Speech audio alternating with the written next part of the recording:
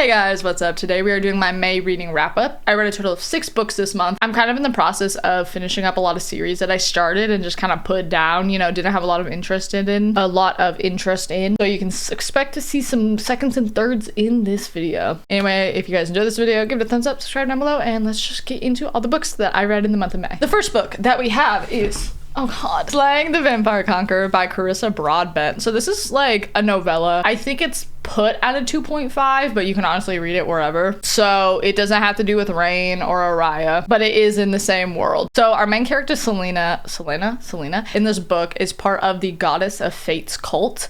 And so she had to, take out her eyes or lose her vision or something like that. And she's just like this really sick, badass assassin. And like, she can do weird, like, weaving things throughout time when she's fighting. Like, the fighting scenes are really cool in this. Anyway, back to the plot. She gets tasked by the leader of her little cult, as a path for the goddess to go and infiltrate this vampire conqueror's army and just like gain his trust and be his seer and all this stuff, and to like take him down from the inside out. But like, her and him become besties. His name is Atreus and he is a vampire. She's a human. She just is really cool. And yeah, I gave this 3 out of 5 stars. I don't know, it wasn't anything crazy. Like I said, the fighting scenes were really cool, but it's not a lot to write home about. It's a novella. It's a 2.5. It's nothing crazy, but still 3 out of 5 stars. Next we have The Housemaid Secret. So The Housemaid I actually read last summer, I think, sometime, and I loved it. So I'm shocked that it took me so long to pick this one up. I gave this one 4 out of 5 stars. So this is about after all the events of the first one. This book doesn't actually like revisit with spoilers the first book, so you could read these out of order, but there are like revisitings of past things, so I would recommend reading in order. But anyway, this is about after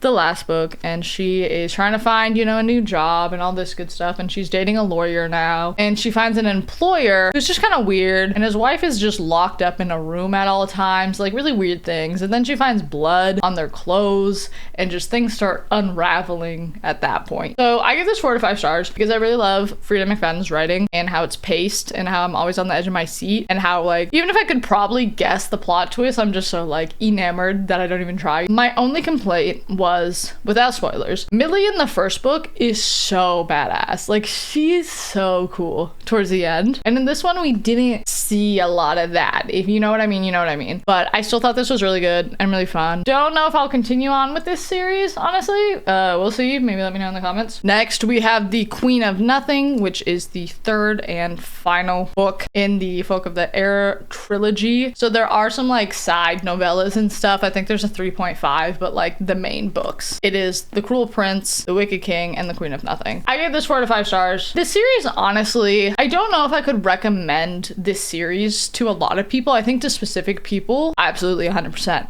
But I think this isn't what a lot of people on like TikTok, for example, kind of advertise it as. It definitely is not romance focused at all. It definitely is fantasy and whimsical and all this good stuff, which was fun, and I do enjoy that. But I think a lot of people probably go into this book expecting something and just not even remotely getting it. Anyways, can't really, you guys know the drill. Can't really tell you much about what this book is about without spoiling the last one. But this is after the events of the second book. Jude is trying to figure out how to navigate her new life. I'll just say it like that. Stuff starts going down in the fairy world. Jude is needed to help. There's a giant snake. I gave this 4 out of 5 stars because once again, Holly Black is really great with writing just like adventurous stories and just the whimsical world. It is just truly like a magical place. I thought it was a good ending, and I love Carlton's just true groveling in this book. Next up, we have Phantom by H.D. Carlton. So this is actually like a prequel to the Cat and Mouse duet, aka Haunting and Hunting Adeline. But hear it from me first. Love those books.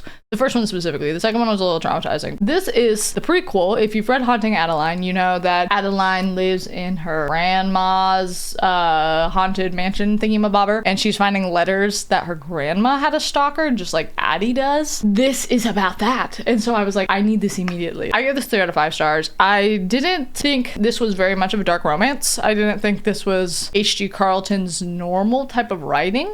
Why is there a cat always on me? Not that I didn't like this, I just didn't expect what I got from this. Like, I thought this was fun and I thought it was cute, and it was very much like a mafia notebooky type vibe. You know, she's married and she has a kid, but she's actually in love with this guy. It wasn't H.G. Carlton's normal writing. It was still fun, and I liked having the backstory of the two that kind of started it all, right? Next up, we have Daisy Haites and the Great Undoing. Wow, 5 out of 5 stars. This book is crazy.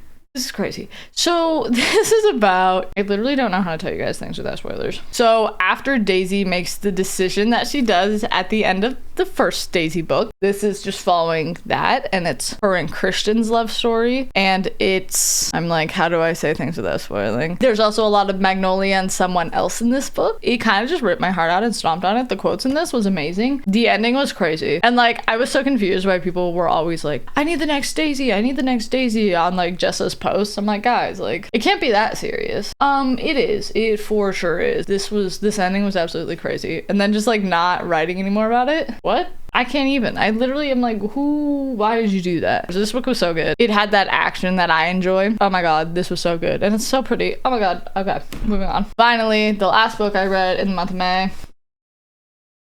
Now, I don't know why I gave you so much tood just then. This is The Songbird and the Heart of Stone by Carissa Broadbent. This is the third book in the Crown and Iaxia series, but it is the first book in the Shadowborn duet. So the first two were broken up with Rain and Araya, and then this is going to be Mish and whatever his name is. Now, you see that I just said whatever his name is. Clearly, this book has left an impacting impression on me. Asar, thank you. So, I give this 3 out of 5 stars. This was a pain to get through. I did not enjoy this. Now, hear me out. Mish bothers me. I don't know. I think with setting the bar with Araya, like this badass assassin vampire cool ass bitch, and then Mish. And like, I like variety of characters. I don't need like a copy and print trope, but it's just like Mish is just kind of useless is just the problem. Anyways, Asar is cool. Asar is a vampire and he's a necromancer. Like, that's sick. Okay, let me tell you what this book is about. Mish gets captured and Asar wants to go down into the underworld. He was tasked by the queen, Miss Nyaxia herself, to go raise her dead lover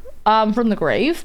And so he's like, well, I'm gonna ask for, well, not ask, I'm gonna tell Mish she needs to help me because she's a prisoner. She is part of the cult of the sun god. So he's like, well, I could use her. The journey to hell and the journey to the underworld and all that, super cool, super interesting. The battles, the monsters that they find, all super duper cool, but just everything in between. It was like saying the Vampire Conqueror, where I'm like, the battles, the action, great, and then there's everything else. The ending though, that was crazy, and I will be reading the next one, and that's the problem. I really thought this was average. I don't know, and maybe I think the best way to describe it would be the pacing. The pacing was just not there, actually. But anyway, you guys, thank you all so much for watching. I am currently reading Heartless by Elsie Silver and also the final Magnolia Parks book, so you can expect to see those at the end of next month. My heart is already being ripped out by Magnolia, so I who knows if I'll even make it. But anyway, you guys, thank you all so much for watching. If you enjoyed this video, give it a thumbs up, subscribe down below, and I'll see you guys all next time. Bye, everyone.